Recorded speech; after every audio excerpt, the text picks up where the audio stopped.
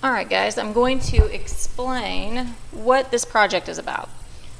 So normally I would have, you guys would come into the room and I would have sections of my room taped off that would say like Africa, Paris, Boulder, Colorado. There's 4 different ones. I think the other one's China. And you would go around to each section of the room and you would pick up 4, I think it's about 4 baggies from each place. And in these baggies you would have what would be these elements that we have found, that nobody's ever seen before and that we found. So basically what you're doing is you are becoming that original chemist that said, okay, we have all these different elements, now let's try to put them in an orderly manner, the periodic table. All right, so that's what that first paragraph says. You're going to travel to several cities, pick up the elements found there. It's now your job to document and write down as many observations as you can. Now, you guys are obviously a little bit of a disadvantage because you cannot pick these things up because you're not in class. But you have cards, and on those cards you have where it's found, you have how much it weighs. You can use your 4 senses, no taste of course, but I wrote things down. So like in some of the baggies, they had a scent to them. So I wrote down what those scents were. I have pictures of these. I put pictures of the baggies in here so you could actually visually see what it looks like. You can do calculations if there's some sort of calculation you want to do. Whatever. The sky's the limit here. This is you. There is no right or wrong to this. You guys are early scientists and you're trying to put something together. Even the first periodic table did not look like it does now. There's always, you tweak it. Each group, which you guys are working by yourself, will make a table of their elements and their observations. Each group will need to see if there are any similarities or differences between the elements, organize the elements, and make their own periodic table. So I'll kind of show you what some kids have done in the past. Usually I've not given too much direction. I know sometimes that is tough for you guys. You like to be told exactly what to do. But I want to see what can you do without me showing you exactly like one from a previous year. Like I want to see what you come up with. So you're going to do a table and it might look something like this, like element 1 and then your first observation. Now I'm just writing first observation. Your first observation might be mass. And each one you would put the mass down for. The second one might be, I don't color, but remember to get full points you have to have 5. So you would just make a table like this. You would have like your 3rd, your 4th, and your 5th. Now you can do more if you want, but to get full points you have to have 5. And you would just, this would be a table. Now make it nice and neat. This is worth quite a few points, so don't just kind of slop something together like I have right here. Make yours nice and neat. Okay, so here's the thing, is it says you may have holes in your table and what your periodic table looks like. After all, I'm sure there are still plenty of elements we have not found yet. As chemists, you will be giving your class a short presentation on your periodic table. So basically what that means is when we come back to school next week, I'm going to ask you to see your periodic table and we're going to go around the room. We're going to kind of see kind of what your periodic table looks like. It's not really a presentation. It's more of me just like, oh, how'd you set your periodic table up? Dmitri Mendeleev, he sifted and organized elements without help, and eventually we got the periodic table that we see and know today. But this was his original table, guys. So when I say that there is no right or wrong, I truly mean that. Your table may look completely different than the person that you sit next to, and that is fine because look at this. Now this is the father of the periodic table. And this is what his first one looked like. Now this right here looks nothing like our original periodic table.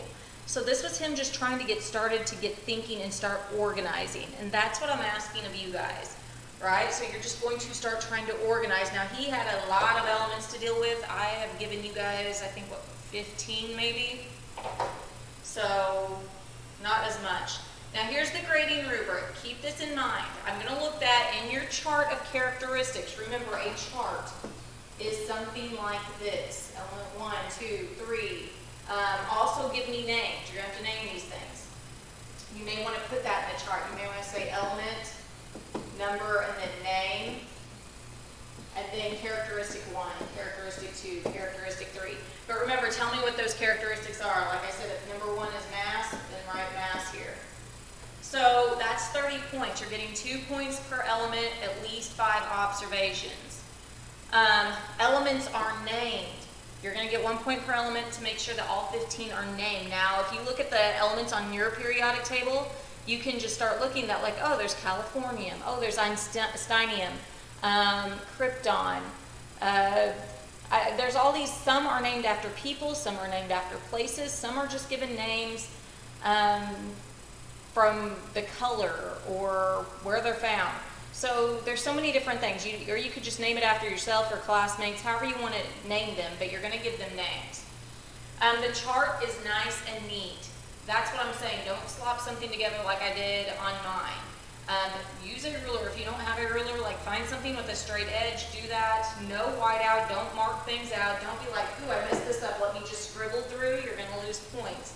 This, I want to make sure it's nice and neat. This is worth a lot of points. Now that is, gosh, we're 55 points altogether for this.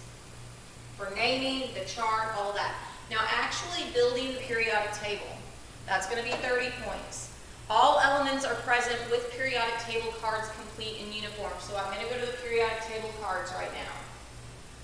These are what you're using to fill in your chart. Okay, these cards right here, you're using them to fill in your chart, and this is for, you can see they're numbered 3, 4, here's element 5, 6, 7, 8, and then this year I added this to it since you're not here.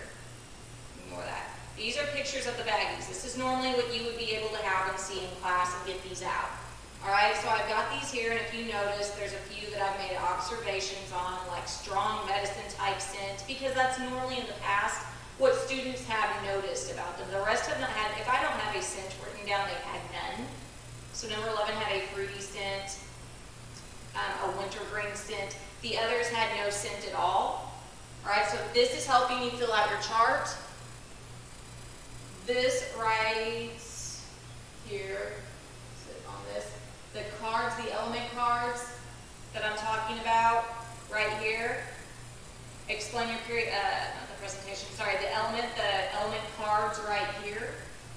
These are your element cards. So like on the periodic table that we have right now, where we have, I'm just looking at one, I'm looking at krypton, we have KR, we have the name,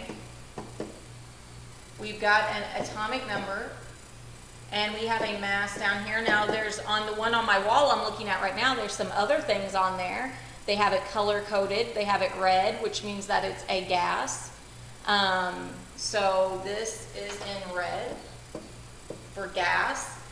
There's other numbers down here that go into a bunch of different things, but you guys will need to make up your cards. Once you have your cards made up, then so and make sure they look the same. All cards look the same throughout. Example, if the name of your element is in the center of one card, it has to be in the center of all your cards. Also, all elements are present and cards completed. So you're getting points just for how these cards look. Now, the presentation, like I said, it's just going to be, and it may be one of those things where I just have you kind of write down a paragraph for me when we come back to school on Monday. But you're going to explain to me why you did what you did. Okay, I've had people that have had periodic tables. There's 15 elements, right? So I've had some that have just literally set it up like this. And they told me, okay, who started here, who went next, who there, and they explained to me why. Why did they do this? There may be people, I've had people that have went in a completely different approach, and instead of just doing one large periodic table, they were like, I think these elements right here go together, and then they're like, now I'm going to leave a big space, and I'm going to do some more elements over here. But then it's kind of like, okay, well, do you think eventually there would be an element here in this space? So just kind of walking through and setting up a periodic table of some sort. Okay, like I said, we see the one on the wall, and the one they started with up here looks nothing like what I have on the wall and you guys have. So don't try to get too much in your head when you're trying to put these cards together. Just kind of put them together in some type of order. I don't care how you have it, as long as you can explain to me why you put it in that order. All right? So if you have any questions at all, please, please, please contact me. We can try to do a Google Meet. We can set up a time for you to come up here and ask questions and see me. Whatever you guys need, let me know, okay? All right. Bye.